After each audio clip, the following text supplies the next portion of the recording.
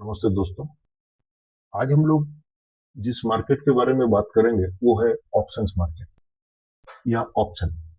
हम लोग तीन तरह का मार्केट बेसिकली जानते हैं। पहला है कैश मार्केट या कैश सेगमेंट, हम लोग उसको बोलते हैं। कैश सेगमेंट के अंदर में शेयर्स का एक प्राइस रहता है। कैश मार्केट के प्राइस को नॉर्मली स्पॉट प्राइस भी बोला जाता है। उसके बाद सेकंड है फ्यूचर्स, राइट।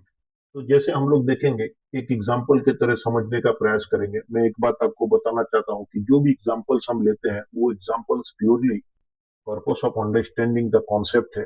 यहाँ पे कोई भी प्राइस ऐसा नहीं है जो हम डिस्कस कर रहे हैं वो आपको बाई और सेल रिकमेंडेशन दे रहे हैं, क्योंकि हम ये पूरा पूरी एजुकेशनल कोर्स है और इसमें हम कॉन्सेप्ट को क्लियर करने के लिए अगर आपको कुछ दिखा रहे हैं तो जस्ट हम उनको आपको शो कर रहे हैं कि ये क्या है, एक प्राइस है। यहाँ इस प्राइस को बोलने का कभी भी ये मतलब नहीं है कि आप इस शेयर्स को अभी परचेस कर सकते हैं या इस शेयर को खरीदने से आपको मुनाफा होगा या इस शेयर को आपको बेचना है या ये शेयर यहाँ से बढ़ जाएगा। प्राइस का जो बात हो रहा है वो जस्ट फॉर द अंडरस्टैंडिंग कि एक शेयर का प्राइस क्या होता है, बस यही इसका मतलब है और इससे ज्यादा कोई भी मतलब नहीं है। हम टोटली एजुकेशनल कोर्स प्रोवाइड कर रहे हैं, किसी तरह का बाई सेल रिकमेंडेशन नहीं कर रहे। और आपसे रिक्वेस्ट है कि आप किसी भी तरह का बाई या सेल अगर करना चाहते हैं तो आप अपना फाइनेंशियल एडवाइजर से एडवाइस लेके कर सकते हैं, रजिस्टर्ड फाइनेंशियल एडवाइजर से, या फिर अपने स्किल को यूज करके कर सकते हैं। हम किसी भी तरह का आपको बाई सेल करने का सलाह नहीं देते। Thank you. तो आइए हम लोग समझते हैं। जैसे एक स्टॉक है उसको हम लोग देखते हैं, जैसे स्टेट बैंक ऑफ इंडिया है। तो state bank of India basically क्या है, यहाँ पे आप देख रहे हैं इसका प्राइस है 1030.80, यानी 1030 रुपया। तो स्टेट बैंक ऑफ इंडिया का जो ये प्राइस है कैश मार्केट में, ये है 1030, यानी आपके पास अगर 1030 रुपया है तो आप स्टेट बैंक ऑफ इंडिया का एक शेयर खरीद सकते हैं, राइट। इसी तरीके से फ्यूचर एक सेगमेंट है जिसको हम लोग फ्यूचर सेगमेंट बोलते हैं या फ्यूचर मार्केट बोलते हैं। फ्यूचर मार्केट में क्या होता है, कैश मार्केट में नॉर्मली क्या होता है, किसी भी तरह का आप एक शेयर्स ले सकते हैं, क्वांटिटी वन से शुरू कर सकते हैं। और दूसरा चीज है, इसका कोई टाइम बाउंडेशन नहीं है, यानी आज अगर आपने शेयर खरीदा और 10 साल नहीं बेचा तो कोई आपको नहीं बोल सकता कि आप क्यों नहीं बेचे। आप अभी खरीदने के बाद तुरंत भी बेच सकते हैं, 10 साल भी रख सकते हैं, 50 साल भी रख सकते हैं, 100 साल भी रख सकते हैं। ये कैश मार्केट का मतलब है। फ्यूचर मार्केट लीवरेज पे चलता है। फ्यूचर मार्केट का एक फिक्स डेट होता है। जैसे ये 28 जुलाई जो है, ये फ्यूचर मार्केट में एक एक्सपायरी डेट है। हर महीना का जो लास्ट ट्यूसडे होता है उस दिन एक्सपायरी होता है, यानी जो फ्यूचर कॉन्ट्रैक्ट्स है उसका जो भी वैल्यू है वो उस दिन सेटलमेंट हो जाता है, एक्सपायर हो जाता है। तो इसीलिए, और फ्यूचर मार्केट में आप जो है वो हम दूसरे चैप्टर में डिस्कस भी करेंगे, ऑलरेडी किए भी हैं। तो वो आप फ्यूचर मार्केट में जो डे है, एक्सपायरी डे होगा last Tuesday of every month. और एक इसके साथ है कि इसमें आप वन क्वांटिटी नहीं ले सकते। जैसे कैश मार्केट में आप एक एसबीआई ले सकते हैं, यहाँ एक एसबीआई आप नहीं ले सकते, आपको वन लॉट लेना पड़ेगा और वन लॉट का एक क्वांटिटी होता है, अलग अलग स्टॉक का अलग अलग क्वांटिटी है। अब यहाँ पे मैटर है कि फ्यूचर मार्केट, क्योंकि 28 जुलाई तक का आपके पास टाइम है, इसीलिए फ्यूचर का प्राइस थोड़ा सा ज्यादा रहता है। रैंडमली हम समझने के लिए फ्यूचर का प्राइस को 1031 ले लिए, राइट। जैसे कैश मार्केट में 1030.80 है, तो ये फ्यूचर्स को हम डेरिवेटिव, फ्यूचर एंड ऑप्शंस को हम डेरिवेटिव मार्केट भी बोलते हैं। तो डेरिवेटिव मार्केट का भी एक अपना प्राइस है, इसको हम समझिए। अब यहाँ पे हम समझने का प्रयास करेंगे कि जैसे 1 रुपया ज्यादा फ्यूचर में आपको पड़ा, तो अगर कैश मार्केट में 1031 से 1031 होगा, 1030 से 1031 होगा, तो यहाँ पे 1031 से 1032 होगा। ये एक बेसिक कैलकुलेशन है, बाकी उसमें कुछ एडजस्टमेंट है, वो डिटेल्स में हम बाद में पढ़ेंगे। आज हमारा जो मेन टॉपिक है वो है ऑप्शन। हम ऑप्शन मार्केट के बारे में पढ़ेंगे कि एक्चुअली ऑप्शन है क्या। सबसे पहले ऑप्शन को समझने के लिए हम लोग एक नॉर्मल एग्जांपल के थ्रू समझने का प्रयास करते हैं कि ऑप्शन क्या है। जैसे सपोज कीजिए एक पर्सन है, बिजनेसमैन है, सैम, वो कोलकाता में रहता है, राइट। अब मान लीजिए कि कोलकाता में आपको मालूम है कि प्रॉपर्टी के रेट्स हाई हैं, प्रॉपर कोलकाता में प्रॉपर्टी के रेट्स हाई हैं और वहां पे कुछ भी बड़ा प्रोजेक्ट करने के लिए जगह नहीं है। तो अगर कोई बड़ा प्रोजेक्ट गवर्नमेंट करेगा, सपोज कीजिए गवर्नमेंट एक, हम लोग जो भी सिचुएशंस लेते हैं, जानबूझ के हाइपोथेटिकल सिचुएशन लेते हैं, ऐसे सिचुएशन जिसका थोड़ा एग्जाम्पल समझने में भी आपको मदद मिले, बट वास्तविकता जो है अभी जो हो रहा है उस पर किसी तरह का प्रिडिक्शन हम नहीं करें, ये हम जानबूझ के करते हैं। तो श्याम जो है वो कोलकाता में रहता है, और एक खबर आया कि कोलकाता से 50 किलोमीटर जो दूर है एक जगह है, वहां पे मान लीजिए कि एक एयरपोर्ट बनने वाला है, एक नया एयरपोर्ट गवर्नमेंट पास किया करेगा, इस तरह का खबर है, प्रपोजल आ रहा है, इस तरह का खबर श्याम जी के पास पहुंचा। अब ये अभी तक पब्लिक में आउट नहीं है, न्यूज़पेपर में आउट नहीं है, उनको किसी दोस्त से जो उस सर्कल में जुड़े हुए गवर्नमेंट के, उनको खबर मिला। अब जो है श्याम जी वहां पे एक जमीन खरीदना चाहते हैं, क्योंकि कल को जब एयरपोर्ट का खबर आएगा तो लैंड का दाम बहुत बढ़ जाएगा। सपोज कीजिए अभी प्रेजेंट वैल्यू वहां पे चल रहा है 1 लाख पर बीघा। तो जो भी प्रेजेंट वैल्यू चलता है, आपको मालूम है जो सेलर है वो हमेशा थोड़ा दाम बढ़ा के बोलते हैं और थोड़ा बढ़ा के दाम बेचने का प्रयास करते हैं, ये दुनिया में हर जगह पे होता है, हम लोग को मालूम है। तो ये 8 लाख रुपया बीघा चल रहा है। अब श्याम जी जो है, मान लीजिए कि एक लैंड का ओनर है, वो है मोहन जी, उनका वहां पे लैंड है, और वो बोले कि मैं 8 लाख अभी चल रहा है, मैं अभी बेचना नहीं चाहता हूं, मैं 10 लाख कोई देगा तो मैं बेचूंगा। रुपीज 10 लाख पर बीघा अगर मुझे कोई देगा पैसा तो मैं बेचने के लिए इंटरेस्टेड हूँ, अदरवाइज मैं अभी इंटरेस्टेड नहीं हूँ। राइट।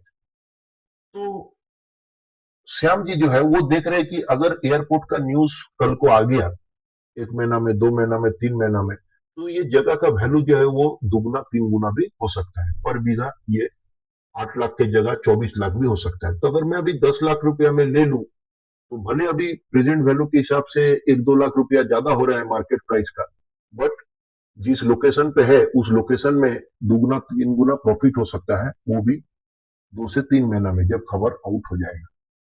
अब बात है कि वो बिजनेसमैन है मोहन, श्याम जी बिजनेसमैन है, मोहन जी लैंड ओनर है। अब श्याम जी जो है वो सोच रहे हैं कि मैं इस डील को किस तरीके से करूं, क्योंकि बिजनेसमैन हमेशा रिस्क को भी देखता है। उनके दिमाग में दो सिनारियो है, अगर न्यूज सही हो गया तो मुनाफा तो 2 गुना 3 गुना हो सकता है, बट अगर मुनाफा देखकर खरीदा और उसके बाद पता चला कि ये न्यूज गलत निकल गया और सही में इधर नहीं हुआ, कहीं दूसरे जगह भी हो गया, ये एक रिस्क रह गया, तो मैं 2 लाख ज्यादा देकर खरीद रहा हूं, तो मैं यहाँ पे फंस जाऊंगा और दाम आगे बढ़ेगा, मेरा बिजनेस का पैसा यहाँ फंस जाएगा, और 5 साल 10 साल बाद थोड़ा दाम बढ़ेगा, तब तक तो मेरे पास पैसे रहेंगे तो मैं बिजनेस से कमा लूंगा। तो वो एक दिमाग लगाता है और वो जाकर मोहन जी को प्रपोजल देता है। तो श्याम जी जो है एक प्रपोजल दिया, श्याम जी बिजनेसमैन है, वो प्रपोजल दिए मोहन जी को जो लैंड ओनर है। राइट। तो हम यहाँ पे बेसिकली लिखेंगे, हम कोशिश करते हैं कि आपको ये समझ में आ जाए, या बिजनेस ओनर लिखते हैं, और मोहन जी जो है वो लैंड ओनर है, यानी कि मोहन जी के पास लैंड है। अब श्याम जी एक प्रपोजल उनको देते हैं कि भाई देखिए, मैं आपका जमीन 10 लाख रुपया बीघा खरीदने को तैयार हूं, अभी 8 लाख ही चल रहा है, बट आप दाम कम नहीं करना चाहते, आप 10 लाख बोल रहे, ठीक है मैं 10 लाख रुपया बीघा खरीदने को तैयार हूं। अभी मैं क्या करूंगा, मैं आपको एक टोकन मनी या एक एडवांस मनी दूंगा। I will pay advance 10%। मैं 10% जमीन का जो वैल्यू है उसका 10% यानी 10 लाख रुपया बीघा आप दे रहे हैं, मैं अभी 1 लाख रुपया एडवांस पेमेंट करूंगा, और नेक्स्ट क्या करूंगा, after 3 months I will pay rest 90%, यानी जो 9 लाख रुपया है मैं 3 महीने बाद आपको पेमेंट करके रजिस्ट्री करूंगा, या 3 महीने बाद मैं इसको लूंगा। ये मेरा शर्त है। यहाँ पे एक शर्त और भी है कि इफ, अगर भविष्य में, इफ इन फ्यूचर कोई भी कारण से, for any reason, price of land increases, किसी भी कारण से भविष्य में अगर इस जगह का दाम बढ़ जाता है, तो भी जो प्राइस पे 10 लाख रुपया बीघा पे फाइनल हुआ है, मुझे 10 लाख रुपया बीघा में ही आपको देना पड़ेगा। इफ इन फ्यूचर और for any reason price of land increase in next 3 month, यानी 3 मंथ का कॉन्ट्रैक्ट है उनके बीच में, next 3 month value of the land will be same as ₹10 lakh per bigha, right. अब यहाँ पे आप समझिए, एक बातचीत हो गया कि श्याम जी ने बोला कि भाई एक प्रपोजल है मोहन जी, 8 लाख रुपया अभी बीघा चल रहा है, आप ज्यादा में बेचना चाहते हैं, मैं खरीदने के लिए रेडी हूँ 10 लाख पर बीघा। मेरा शर्त है कुछ, पहला मैं अभी 10% एडवांस दूंगा, यानी 1 लाख रुपया आपको मैं एडवांस दूंगा। बाकी का जो पैसा है, जो 9 लाख रुपया है, ये मैं 3 महीने बाद आपको पेमेंट करूंगा। एक शर्त मेरा और भी है कि अगर इस 3 महीने में किसी कारण से जमीन का दाम और भी बढ़ जाता है, आप मुझे बोल नहीं सकते कि ये 12 लाख बीघा में आप चार्ज करूंगा, 15 लाख करूंगा, नहीं, क्योंकि मैं एडवांस देके आपसे बुक किया और करंट वैल्यू से मैं ज्यादा अमाउंट दे रहा हूं अभी।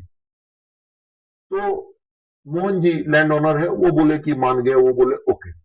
अब मोहन जी जो लैंड ओनर है, उन्होंने भी कुछ शर्त रखा। वो शर्त क्या है? उन्होंने चौथा नंबर शर्त रखा कि भाई बात ठीक है, बट अगर फ्यूचर में आप 3 महीना बाद 90% पेमेंट नहीं कर पाए, if you miss payment, land owner Mohan ji ने श्याम जी से कहा कि if you miss payment after 3 month, अगर आप 3 महीने बाद पेमेंट मिस कर दिए, ठीक है, आई विल नॉट रिटर्न, मैं आपको 1 लाख रुपया एडवांस का रिटर्न नहीं करूंगा। एडवांस मनी, मैं आपको एडवांस मनी रिटर्न नहीं करूंगा और 3 महीना बाद हमारे बीच का डील कैंसिल हो जाएगा और आपको कोई पैसा मैं रिटर्न नहीं करूंगा और जमीन आपके नाम में रजिस्ट्री नहीं होगा। मैं आपका शर्त सब मान गया कि आप 10% एडवांस दे रहे हैं, ठीक है, 3 महीना बाद बाकी पैसा देंगे, वो भी ठीक है। फ्यूचर में दाम अगर बढ़ गया किसी कारण से, मैं नहीं बढ़ाऊंगा, मैं 10 लाख में आपसे सौदा किया हूं, मैं 10 लाख की आपसे सौदा फाइनल है, 1 लाख आप दिए, 9 लाख देना है। बट अगर 3 महीना बाद आप पैसा नहीं दिए मुझे 9 लाख, तो डील कैंसिल हो जाएगा और जो 1 लाख रुपया आप मेरे को एडवांस दिए वो फॉरफिट हो जाएगा, मैं रख लूंगा, आपको पैसा नहीं मिलेगा। अब इस जगह पे जो खबर था, वो खबर दो तरह से हो सकता है। मान लीजिए कि फर्स्ट सीन, फर्स्ट जो सिनारियो है, फर्स्ट सीन हो गया, मान लीजिए न्यूज सही निकल गया, ट्रू हो गया, और 1.5-2 महीना में ये खबर आ गया मार्केट में कि वहां पे एयरपोर्ट बन रहा है, तो वहां के आसपास के जितने भी जमीन है उनके दाम काफी तेजी से बढ़ जाएंगे, ये एक स्वाभाविक चीज है, काफी तेजी से बढ़ जाएंगे। तो इस क्षेत्र में क्या होगा, श्याम जी के साथ क्या होगा और मोहन जी के साथ क्या होगा, ठीक है। अब 10 लाख रुपया बीघा है, तो श्याम जी ने ऑलरेडी डील फाइनल कर लिया है। अब पता चला दाम बढ़ के 15 लाख, 18 लाख, 20 लाख रुपया बीघा हो गया, तो श्याम जी 9 लाख रुपया जो है वो मोहन जी को देके अपने नाम में रजिस्ट्री कर लेंगे और तुरंत बाद वो किसी को 18 लाख, 20 लाख रुपया में जमीन बेच सकते हैं, यानी कि उनका पैसा 2 महीना में लगभग 70%, 80% या 100% दुगना हो गया। ये श्याम जी का प्रॉफिट हो सकता है। तो क्या हो सकता है, अगर खबर सही हो गया, श्याम जी का प्रॉफिट कैन बी अनलिमिटेड। जितना बड़ा खबर होगा उतना दाम बढ़ सकता है, दुगना हो सकता है, 3 गुना भी हो सकता है। लेकिन जो मोहन जी है, उनका क्या होगा? मोहन जी का तो लॉस होगा, क्योंकि मोहन जी अगर खबर आ गया और 18 लाख या 20 लाख दाम हो गया, तो मोहन जी तो 20 लाख में बेच सकते थे, लेकिन क्योंकि उन्होंने सौदा पहले ही पेपर में लिख लिया है श्याम जी के साथ, लीगल पेपर में, तो अब वो जान के भी दाम बढ़ा नहीं सकता है। तो मोहन जी का क्या होगा, लॉस जो होगा अनलिमिटेड। अनलिमिटेड मतलब जितना दाम बढ़ जाएगा वो तो 10 लाख में ही बेच पाएंगे। अगर 15 लाख दाम हो गया तो उनके 5 लाख नुकसान हो गया मोहन जी के, अगर 20 लाख दाम हो गया तो उनको 10 लाख नुकसान हो गए, क्योंकि 20 लाख में बेच सकते थे, पर क्योंकि अब पहले से एग्रीमेंट बन गया, वो नहीं बेच सकते। तो श्याम जी का प्रॉफिट अनलिमिटेड हो सकता है, जितना भी दाम बढ़े, खबर अगर सही हुआ तो मोहन जी को नुकसान भी अनलिमिटेड हो सकता है। अब दूसरा सीन, सिनेरियो, सेकेंड सीन हो गया फॉल्स न्यूज। न्यूज गलत निकल गया, या किसी कारण से अभी डिले हो गया या अभी नहीं हो रहा है, या इस तरह का न्यूज का कोई भी अभी तक कुछ खबर नहीं आया और 3 महीना पार हो गया। तो अब इस कंडीशन में क्या हो सकता है, श्याम जी ने क्या किया था, पेड एडवांस, उन्होंने एडवांस पेमेंट किया था 10%, यानी कि 1 लाख रुपया, राइट। तो ये जो श्याम जी का एडवांस है, ये हो गया उनका मैक्सिमम लॉस। यानी कि अब मोहन जी ने कहा था 3 महीने में अगर भाई आप पैसा मुझे नहीं दोगे या 9 लाख रुपया नहीं दोगे तो मैं ये पैसे रख लूंगा। श्याम जी ने देखा कि इस तरह का न्यूज फॉल्स हो गया है, अभी मैं अगर 9 लाख रुपया देने जाऊंगा उनको तो कोई मतलब नहीं बनेगा, क्योंकि इसका दाम अभी 5 साल 7 साल में 10 साल में बढ़ सकता है। तो एज ए बिजनेसमैन ये अच्छा आइडिया नहीं है। अगर मेरे पास 9 लाख रुपया रहेंगे तो मैं वो 9 लाख रुपये से जो 1 लाख एडवांस दिया वो भी कमा लूंगा, और उससे कई गुना ज्यादा पैसा मैं कमा लूंगा, क्योंकि मैं बिजनेसमैन हूँ और बिजनेस में लगाता हूँ। तो एक काम करता हूँ, मैं अभी मना कर देता हूँ, मोहन जी को बोल देता हूँ कि भाई ये डील मैं नहीं कर पाऊंगा, मेरे पास पैसे नहीं हुए, जुगाड़ मैं आपको नहीं दे पाऊंगा। तो क्या हुआ, जो 1 लाख रुपया था, मैक्सिमम 10% जो था, 10 लाख का 10%, वो श्याम जी ने एडवांस दिया था, ये उनका मैक्सिमम लॉस हो, राइट। तो Shyam ji paid advance 10%, maximum loss which is limited, यानी कि 1 लाख रुपया ही उनका नुकसान होगा, उससे ज्यादा नहीं होगा, इसीलिए लॉस उनका लिमिटेड होगा। और सेकेंड हो गया, जो मोहन जी है उनका क्या प्रॉफिट हुआ, मोहन जी को 10% मिला, यानी 1 लाख रुपया मिला। तो मोहन जी का जो प्रॉफिट है वो क्या हो गया, लिमिटेड। वो भी लिमिटेड हो गया, कितना, 1 लाख। यानी 1 लाख रुपया जो श्याम जी से मिला था उन्होंने जेब में रख लिया कि भाई ठीक है, आप पैसा नहीं देते तो मैं रजिस्ट्री नहीं करूंगा, और 1 लाख रुपया आपके मेरे पास रह गए, आपके साथ डील मेरा नहीं हुआ। ये दो सिनारियो हो सकता है।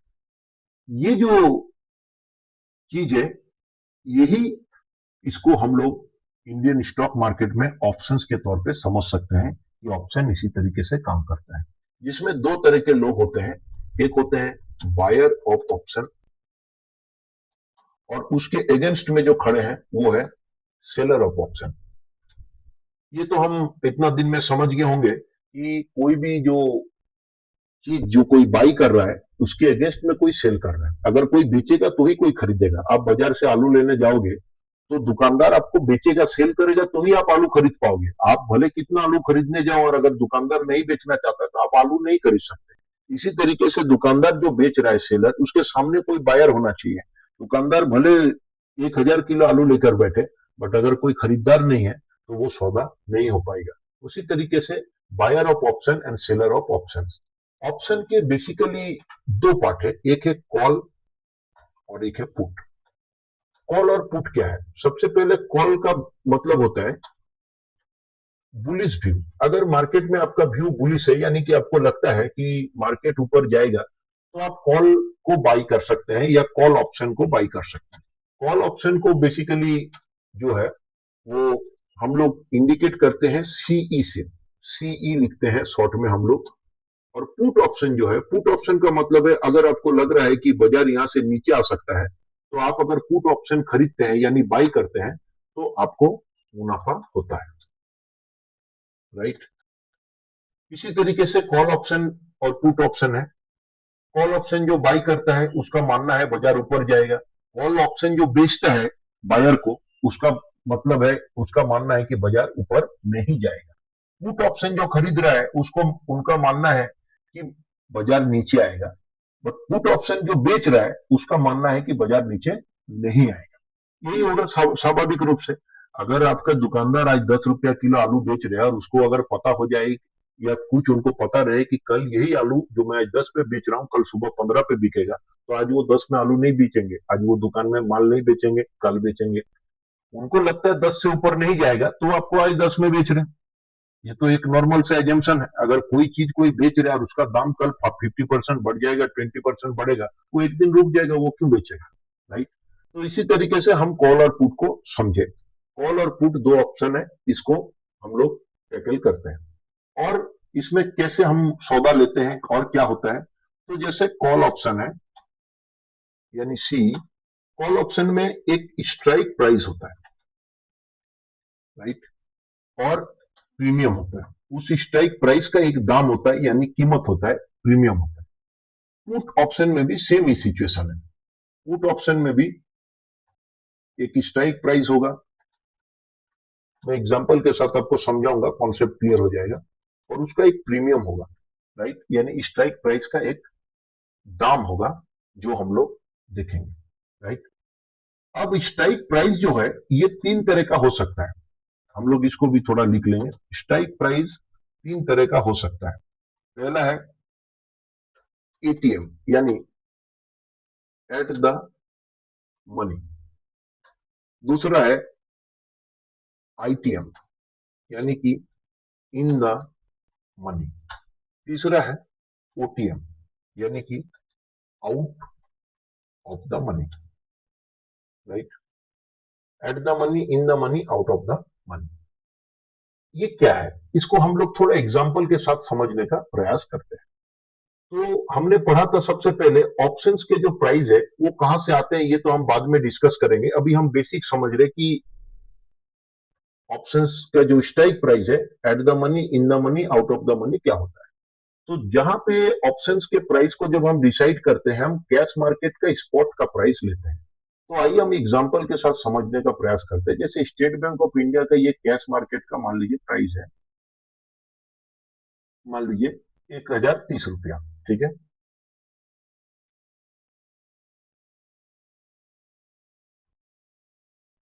ठीक है, तो सबसे पहले हम लोग क्या करेंगे, स्पॉट प्राइस लेंगे। State bank of India cash market का जो प्राइस है यानी कि स्पॉट प्राइस हम लोग उसको बोलेंगे, उसका प्राइस हो गया, हम लोग ले लिए एक नॉर्मल फिगर में 1030। तो ये जो 1030 है जहां पे मार्केट अभी है, ये स्ट्राइक प्राइस को हम एट द मनी मानेंगे, एटीएम। तो हम लोग क्या करेंगे, ऑप्शन में एसबीआई का, हमेशा जब ऑप्शन आप देखेंगे तो कॉल होगा ना पुट होगा, वो लिखा रहेगा, कॉल होगा तो सी लिखा रहेगा, पुट ऑप्शन होगा तो पी लिखा रहेगा, और उसका एक्सपायरी डेट हमेशा सामने लिखा रहेगा। तो जैसे इस महीने का लास्ट ट्यूसडे जो है वो 28 जुलाई है, तो यहाँ पे दिखा रहेगा एसबीआई 28 जुलाई, क्या है, कॉल ऑप्शन है। और स्ट्राइक प्राइस क्या है, 1030 स्ट्राइक प्राइस है, क्योंकि मार्केट 1030 पे चल रहा है एसबीआई, क्या है, कॉल ऑप्शन है, ये एट द मनी हो गया। एसबीआई 28 जुलाई 1030, जहां पे मार्केट है, जहां पे एसबीआई चल रहा है स्पॉट प्राइस, उसी का अगर स्ट्राइक प्राइस लिए जाए, ये 1030 को स्ट्राइक प्राइस बोला जाता है, राइट। एसबीआई स्टॉक है, 28 जुलाई एक्सपायरी डेट है, फ्यूचर ऑप्शंस का हमेशा एक्सपायरी डेट होता है जो कि हर महीना का लास्ट मंगलवार होता है। और निफ्टी जो है खाली है जिसका हर हफ्ता मंगलवार एक्सपायरी होता है, और लास्ट उसको वीकली एक्सपायरी बोलता है। और लास्ट दिन जो मंथली होता है, जिस दिन सबका निफ्टी स्टॉक बैंक निफ्टी सबका एक्सपायरी होता है, उसको मंथली एक्सपायरी बोलता है, लास्ट मंगलवार। तो एसबीआई 28 जुलाई 1030 जो कॉल ऑप्शन है 1030, उसको हम लोग बोलेंगे at the money call option, right. अब जो है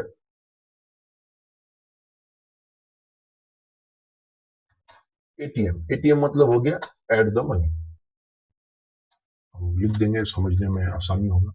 दूसरा है, यानी कि एसबीआई अभी 1030 पे है, एसबीआई जिस प्राइस को पार होके चला गया है उस स्ट्राइक प्राइस को हम इन द मनी बोलेंगे। मतलब एसबीआई अभी कितना में है, 1030 में है एसबीआई 28 जुलाई। 1030 में आने से पहले वो कौन सा स्ट्राइक प्राइस को पार किया, 1020, यानी 1020 से ऊपर आ गया है, तो ये पार हो गया, इसीलिए इसको हम इन द मनी बोलेंगे, इन द मनी ऑप्शन और in the money call option, right. तो हम लोग यहाँ पे देखेंगे एसबीआई जहां पे प्राइस चल रहा है कैश में स्पॉट को, उसको एट द मनी बोलेंगे। जिस प्राइस को पार होके ऑलरेडी चला गया है, मार्केट इसके ऊपर चला गया है, यानी 1020 का स्ट्राइक प्राइस को क्रॉस करके मार्केट चला गया 1030 पे, इसको इन द मनी बोलेंगे। और जो अभी तक आया नहीं है, यानी 1030 चल रहा है, 1040 आया नहीं है, तो हम एसबीआई को 28 जुलाई 1040 का जो कॉल ऑप्शन है उसको हम पकड़ेंगे out of the money, right. इसी तरीके से ये हो गया कॉल ऑप्शन। पुट ऑप्शन का मैटर थोड़ा उल्टा होगा हमेशा, राइट। हम कोशिश करेंगे इसको समझने का, पुट ऑप्शन को। तो एसबीआई 28 जुलाई 1030 का जो पुट ऑप्शन है वो तो एट द मनी होगा, क्योंकि प्राइस वही है तो वो एट द मनी सेम होगा, राइट। अब एसबीआई का जो इन द मनी होगा, एसबीआई 28 जुलाई एक्सपायरी डेट है। इन द मनी मतलब जहां से प्राइस ऑलरेडी आ चुका है। तो क्योंकि हम पुट के तरफ देख रहे हैं, पुट मतलब हो गया मार्केट नीचे आएगा, कॉल था तो ऊपर जाएगा, पर पुट का मतलब मार्केट नीचे आना चाहिए। तो मार्केट कहां से नीचे आ गया है ना, मार्केट 1040 से नीचे आ गया है, इसीलिए 1040 को क्रॉस करके आ गया है, इसीलिए ये इन द मनी होगा। यानी कॉल ऑप्शन का ठीक उल्टा जो है पुट ऑप्शन होता है। और मार्केट अभी कहा जाएगा ना, 1030 आया है, 1040 से अभी नीचे जाएगा, पुट ऑप्शन है तो नीचे जाएगा, तो 1020 जाएगा। तो 1020 अभी आया नहीं है, तो जो आया नहीं है वो आउट ऑफ द मनी है, यानी दूर का है, जो अभी तक आया नहीं है। तो 1020 का जो पुट ऑप्शन है उसको हम बोलेंगे आउट ऑफ द मनी। आप कुछ एग्जांपल लेकर कुछ स्टॉक का, कुछ इंडेक्स का देखेंगे, जो स्पॉट प्राइस क्या चल रहा है, इन द मनी क्या है, आउट ऑफ द मनी क्या है, प्राइजेस को कैलकुलेट करेंगे तो आपको थोड़ा बेटर अंडरस्टैंडिंग होगा। पहले पहले समझेंगे तो थोड़ा कंफ्यूजन लग सकता है, बट आप एक बार देखोगे, रियल लाइफ देखोगे एग्जाम्पल, तो आपको समझ में आ जाएगा। हम एक एग्जाम्पल के माध्यम से समझाने का आपको कोशिश करेंगे। सपोज कीजिए कि आपका ये है एसबीआई 1030 चल रहा है, तो एसबीआई का जो 1040 का कॉन्ट्रैक्ट है, कॉल ऑप्शन है, ये आउट ऑफ द मनी है, यानी अभी तक भी एसबीआई यहां गया नहीं है, 1030 पे चल रहा है। 1030 का जो कॉल ऑप्शन है वो क्या है, वो बिल्कुल एट द मनी है, यानी कि जहां पे मार्केट है वही खड़ा है। और 1020 यानी कि नीचे जहां से मार्केट उठ गया ऊपर, वो इन द मनी हो गया। इसको हम लोग एक ऑप्शन चेन में निफ्टी को भी समझ सकते हैं, एक उदाहरण के माध्यम से समझते हैं। हम यहाँ पे कोई भी प्राइस दिखा के आपको बाई सेल रिकमेंडेशन नहीं कर रहे। मान लीजिए निफ्टी कितना चल रहा है, स्पॉट 24078, 24,080, यानी 24,100 मान लेते हैं राउंड फिगर। तो 24,100 जो है निफ्टी, ये एट द मनी है, ये कॉल साइड है, देखिए कॉल्स, ये पुट साइड है। तो 24,100 क्या हो गया, एट द मनी। मार्केट कहां से 24,100 आया है, 24,050 का स्ट्राइक प्राइस, ये देखिए स्ट्राइक प्राइस है, इसको बोलता है स्ट्राइक प्राइस, पार करके आया है निफ्टी। 24,050 जो है ये इन द मनी हो गया, क्योंकि उसको पार करके 24,100 आया है। और अभी आगे ऊपर कहा जा सकता है, 24,150 आया नहीं है, तो ये आउट ऑफ द मनी होगा। अब ये पुट साइड है, पुट साइड में उल्टा होगा, 24,100 में निफ्टी है, मतलब 24,080 मतलब 100, ये एट द मनी पुट हो गया। लेकिन 24,100 ये आया कहां से, 24,150 से, क्योंकि पुट है तो नीचे कैलकुलेट करेंगे, मार्केट नीचे गया, तो 24,150 हो गया इन द मनी। यहां से मार्केट ऑलरेडी क्रॉस करके 24,100 चला गया, और पुट है तो और नीचे जाएगा। आया क्या नहीं है ना, 24,050 की तरफ मार्केट बढ़ेगा, मार्केट आया नहीं है, तो ये दूर का है, तो इसको out of the money put option बोलेंगे। तो at the money call option है 24,100, in the money call option है 24,050, और out of the money call option है 24,150। पुट की तरफ ठीक उल्टा है, 24,150 ही एट द मनी है, call of put option, but 24,150 को क्रॉस कर गया, इसीलिए 24,150 इन द मनी है पुट साइड में, और मार्केट 24,050 की तरफ जा रहा है, इसीलिए आउट ऑफ द मनी। यही कॉन्सेप्ट है ऑप्शन का। हम आगे के चैप्टर्स में और भी डीपली पढ़ेंगे, स्ट्रेटेजीज भी पढ़ेंगे और भी समझेंगे, ऑप्शंस के प्रीमियम कैसे तैयार होते हैं, प्रीमियम्स कैसे कैलकुलेट होते हैं, ये भी जानेंगे। Thank you for your patience.